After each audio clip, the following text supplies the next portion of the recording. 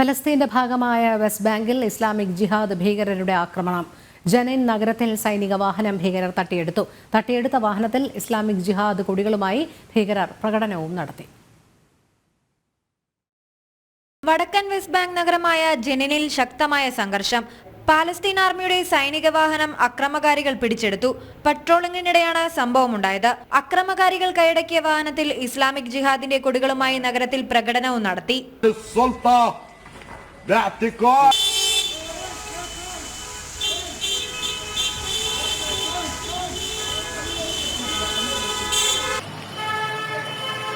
ജനീനിലെ അഭയാർത്ഥി ക്യാമ്പിന്റെ പരിസരത്ത് വിന്യസിച്ച സൈനികർക്ക് നേരെ ഭീകരർ തുടർച്ചയായി ആക്രമണം നടത്തി.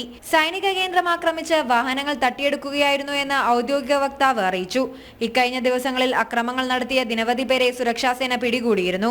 അറസ്റ്റുകളിൽ പ്രതിഷേധിച്ച് അക്രമ സംഭവങ്ങൾ ജനീനിൽ തുടരുകയാണ്. കാലങ്ങളായി ഭീകരരുടെ താവളമായി മാറിയിരിക്കുകയാണ് ജനീൻ നഗരം. ഒക്ടോബർ 7 ഹമാസിന്റെ ആക്രമണത്തെ തുടർന്ന് വെസ്റ്റ് ബാങ്കിലും സംഘർഷം പുകയുകയാണ്.